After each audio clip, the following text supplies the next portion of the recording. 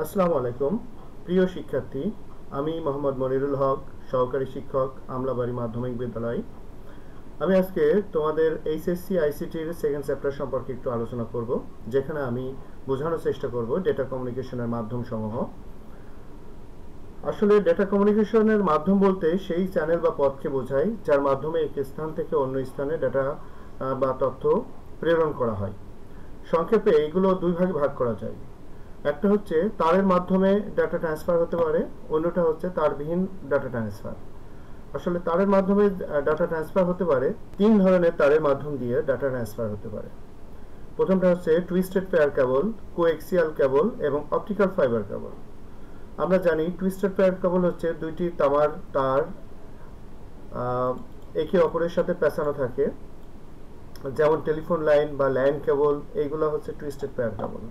এর বাইরে হচ্ছে কোএক্সিয়াল কেবল, যেটা কেন্দ্রে কন্ডাক্টর থাকে, চারপাশ দিয়ে ইনসুলেশন এবং শিল্ডিং থাকে, যেমন টিভি লাইনে বা ডিশ লাইনে যে ধরনের তার ব্যবহার করা হয় সেটা হচ্ছে coaxial cable. R optical fibre হচ্ছে অনেকটা কোএক্সিয়াল কেবলের মতোই, যেখানেও কন্ডাক্টর থাকবে, চারপাশ দিয়ে ইনসুলেশন ও শিল্ডিং থাকবে, কিন্তু এর বিশেষত্ব হচ্ছে এর যে কন্ডাক্টর, মেন যে কন্ডাক্টর, সেটা হচ্ছে কাঁচ বা প্লাস্টিকের তৈরি এবং সেখান দিয়ে আলোক সংকেত আকারে ডেটা ট্রান্সফার হয়।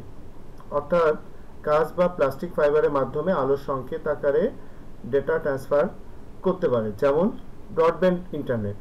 এই ধরনের অপটিক্যাল ফাইবার মেনলি ব্যবহার করা হয় ব্রডব্যান্ড ইন্টারনেটের ক্ষেত্রে, এবং সেখানে তথ্য আদান প্রদান করা হয় খুব দ্রুত গতিতে এবং খুব দ্রুত এক প্রান্ত থেকে অন্য প্রান্তে তথ্য আদান প্রদান হতে পারে। অপটিক্যাল ফাইবারের তিনটা অংশ থাকে: কোর, ক্লেডিং এবং জ্যাকেট। কোর হচ্ছে যে মাধ্যম দিয়ে ডাটা ট্রান্সফার হয়, ভিতরের মেন যে জিনিসটা সেটা হচ্ছে কোর। সেটা কাঁচের হতে পারে, প্লাস্টিকের হতে পারে। আমরা জানি যে কাঁচের যে কোর সম্বলিত যে অপটিক্যাল ফাইবারটা, এটা অনেক দামি এবং এটাতে অনেক দ্রুত গতির ইন্টারনেট বা তথ্য আদান প্রদান হয়ে থাকে।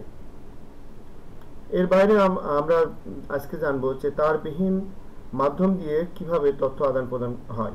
সাধারণত এই মাধ্যমে ডেটা বেতার তরঙ্গের আকারে প্রেরণ করা হয়, যেখানে নির্দিষ্ট কোনো তারের প্রয়োজন হয় না।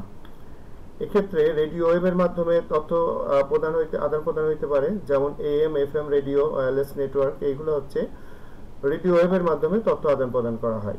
মাইক্রোওয়েভ, যেটা স্যাটেলাইট যোগাযোগ করা হয়, পয়েন্ট টু পয়েন্ট লিঙ্ক করা হয়, অর্থাৎ এক প্রান্ত থেকে অন্য প্রান্তে ডিরেক্ট যদি কমিউনিকেশন করা হয় তারবিহীন, সেটা হয় মাইক্রোওয়েভ। ইনফ্রারেড হচ্ছে রিমোট কন্ট্রোল বা স্বল্প দূরত্বে ডাটা ট্রান্সফার করা হয়। আমরা আগে ব্যবহার করতাম ইনফ্রারেড, যদিও এখন ইনফ্রারেডটা ব্যবহার করা কম হয়। আমরা শুধুমাত্র টেলিভিশনের রিমোটে এই ধরনের প্রযুক্তি ব্যবহার করে থাকি। আমাদের একটা সময় ফোনগুলোতে ইনফ্রারেড প্রযুক্তি ছিল, যেখান থেকে এক ফোন থেকে অন্য ফোনে আমরা খুব সহজে ডাটা ট্রান্সফার করতে পারতাম।